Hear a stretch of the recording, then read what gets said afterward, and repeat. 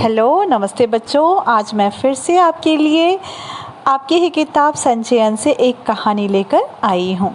कहानी दिखाने से पहले मैं आपको कुछ तस्वीरें दिखाना चाहूँगी। ये हैं बचपन के कुछ खूबसूरत तस्वीरें। यही वह समय है जब हम सबसे ज़्यादा एंजॉय करते हैं। किसी का डर नहीं रहता है, पूरी मस्ती भरी ज़िंदगी।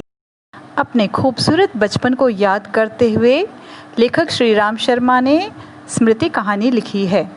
इस कहानी में उन्होंने उस घटना का वर्णन किया है जिसे वे शायद कभी नहीं भूल पाए। सन 1908 ईस्वी की बात है। तब लेखक छोटे थे।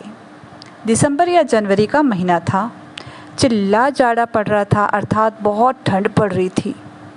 लेखक अपने दोस्तों के साथ बहुत मस्ती कर रहे थे। शाम का समय था, 3 या 4 बजे होंगे। झरबेरी के बेर तोड़ के खा रहे थे। चित्र में बेर दिखाया गया है। तभी दौड़ते हुए वहाँ एक आदमी आया और कहा, अरे जल्दी चलो, तुम्हारे बड़े भाई साहब ने तुम्हें याद किया है। लेखक के साथ उनका छोटा भाई भी था। जब उन्हें पता चला कि उनके भाई ने बुलाया है तो वे बहुत डर गए। डरते डरते घर की ओर निकल पड़े। उन्हें लगा कहीं बेर खा रहे थे, इसलिए तो भाई ने नहीं बुलाया मारने के लिए।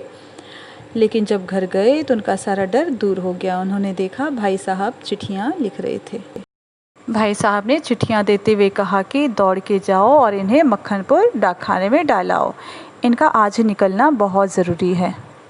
दोनों भाइयों ने अपना अपना डंडा भी साथ में ले लिया। लेखक के कुर्ते में पॉकेट नहीं था, सो उन्होंने क्या किया, चिट्ठियों को अपने टोपी के नीचे रख ली। मैं आपको बता दूं कि लेखक का स्कूल मक्खनपुर में ही था।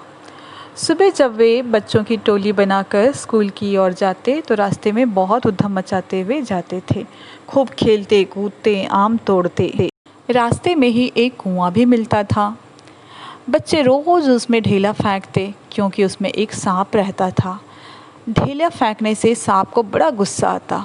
वह हिस साउंड निकालता, फुफकारता, और फुफकार की आवाज़ सुनकर बच्चों को बड़ा ही आनंद मिलता था।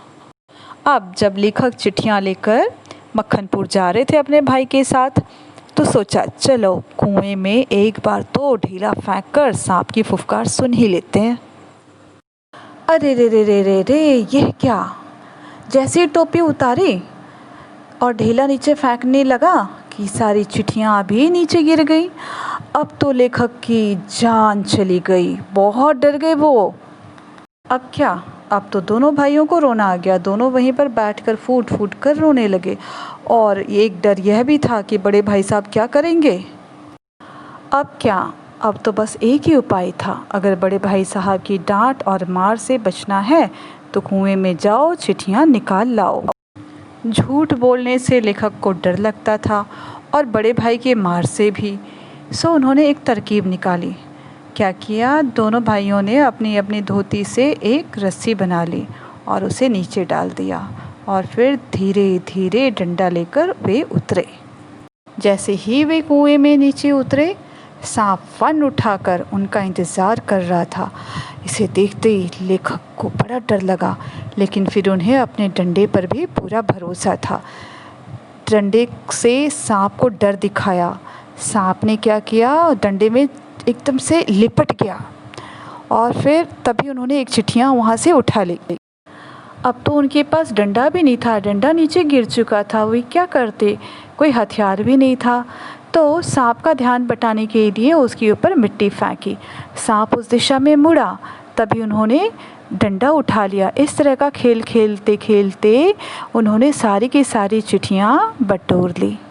अब समस्या थी कि कुएं से बाहर कैसे निकला जाए। उनकी पूरी शक्ति तो चली गई थी, फिर भी जैसे तैसे करते हुए वे कुएं से बाहर आ ही गए। दोनों भाइयों ने फिर थोड़ी देर तक आराम किया और चिट्ठी लेकर मक्खनपुर गए, वहाँ के डाकखाने में डाल दिया और दोनों घर वापस आ गए। सन 1915 में जब लेखक मैट्रिकुलेशन पास कर चुके थे, तब जाकर लेखक ने यह बात अपनी माँ से बताई। माँ की आंखों में तो आंसू आ गए, वह डर गई और फिर उन्होंने अपने बच्चे को गोद में छिपा लिया। तो बच्चों, इन खूबसूरत बचपन की तस्वीरों के साथ मैं आपसे विदा लेती हूँ। फिर से मैं आपके लिए एक नई कहानी के साथ आऊँगी। धन्यवाद।